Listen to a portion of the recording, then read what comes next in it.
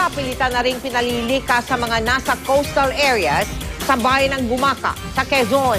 Ang mga sasakyang pandagat doon, kagabi pa po pinagbawalang maglayag. Nakatutok live si Ian Cruz. Ian. Mel, dahil nga sa iba't ibang posibleng trajectory ng bagyong Surubí ay nais makasiguro ng Gumaka, Quezon, kaya naman magpapatupad din sila ng forced evacuation. Sa barangay Villa Bota, nakatali sa poste o sa mga riles ng tren ang mga bubong ng ilang bahay na nakatirik malapit sa dagat.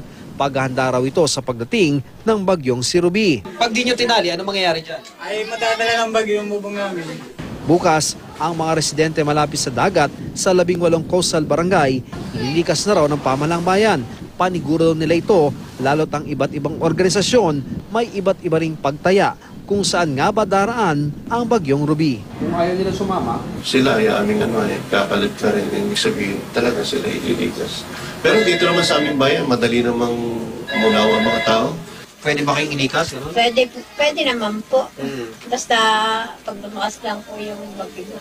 Kasama ang Gumaka sa mga bayang matinding nasalanta ng bagyong Glenda nitong Hulyo lamang. Kagabi pa lamang, ayon sa Provincial Disaster Risk Reduction and Management Office, hindi na pinapayagang makapaglayag ang mga sasakyang pandagat sa Dalahican Port sa Lucena, Real Port, Atimonan at Gumaka Port.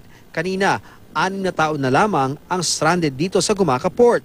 Wala na kasing biyahe dahil unti-unti nang nagiging maalon ang dagat na nakaharap sa karagatang Pasipiko.